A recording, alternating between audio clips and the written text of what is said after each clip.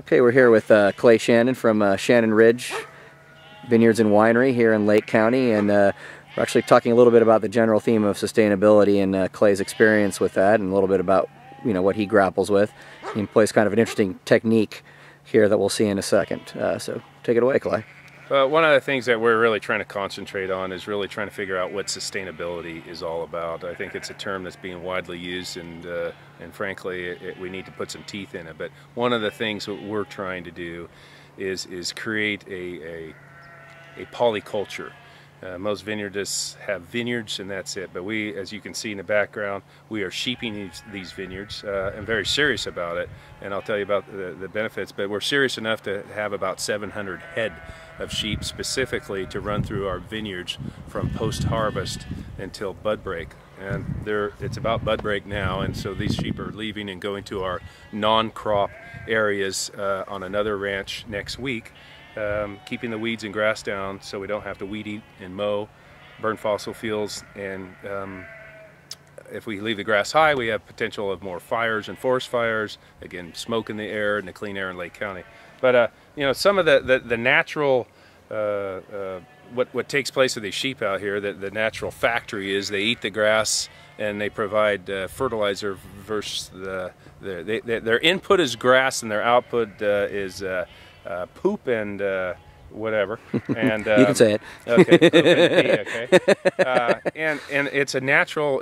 These are natural machines. I believe sheep have what they call a rumen, which is a multiple compartment stomach, and they naturally take grass and create nutritional nitrogen manure with it. And so we're fertilizing the vineyard naturally occurring. We're keeping the grass down. This is frost protection. This vineyard has not been mowed, where our other vineyards where we haven't sheeped have been mowed. So we're saving a mowing pass in the spring by sheeping the vineyards, and that is that's a $25 an acre savings, and also the savings of some fossil fuels. We're going to a contact-only herbicide. No sterile herbicides are used on the property, and we're doing that because we're just now spraying underneath the vine for weed competition. The average guy, and we do it also on some of the other vineyards that we're transitioning, would be spraying in November with contact herbicides and sterile type of herbicides, and those are the ones that would go through the whole winter and possibly leach into groundwater. But as we sheep the vineyards, we're putting those herbicides on in late spring. Here we are, March 30th today. We get another 1.5 inches, 2 inches of rain versus putting it on in November and getting 30 inches of rain, which just minimizes leaching.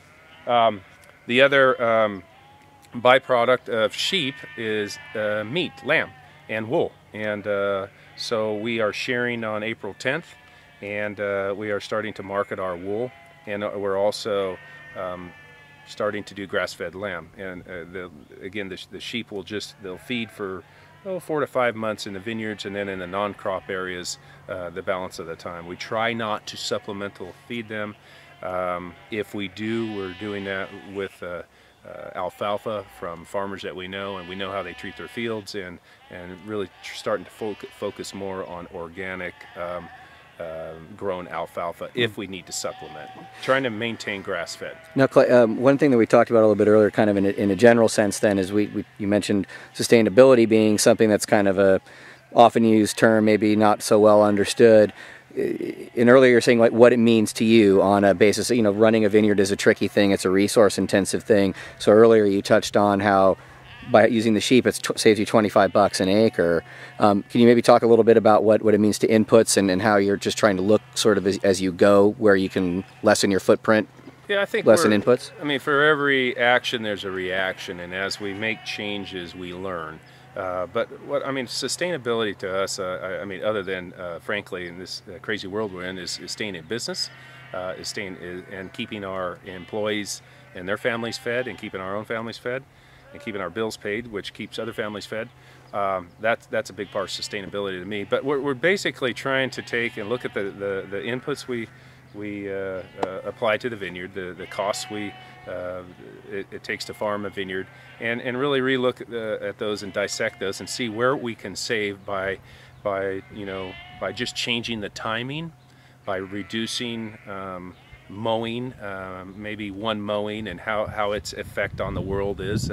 You know, you eliminate a mowing, and the diesel that's burned during that one pass of mowing, but you're also, you know, in the big picture here, eliminating, you know, wear and tear, and you're going to use less rubber. You're going to use, and all these things are, you know, pretty soon. It's, if everybody was doing this, how many less tractors, how much less fuel would we burn? It's not only the fuel that we're burning, it's also how the tractor is built, and it's using fossil fuels to power the factory. So, you know, we're not totally crazy and out there like this, but we're thinking about the steps we're doing. Fungicide-wise, grapevines, wine grapes get mildew. We have to protect them from mildew, otherwise the wine is bad, and it can hurt the vine. We are doing that via natural occurring products for the most part, which I think you would say that you could call them organic. Be sulfurs and coppers and the organic type of, they would meet the organic requirements. So that's for our fungicide program. Weeds, we used to control them with systemic type of sterile herbicides. Now we're using Roundup only, contact herbicide only, late in the spring, which is where we are right now, and eliminating a compaction problem when they're done in November, eliminating some costs of, again, it still goes back to the fossil fuels. Sheep in the vineyards. We are going to start to try and introduce the sheep into the summer months, and we have to really watch and learn so they don't damage the vines and the fruit and the clusters.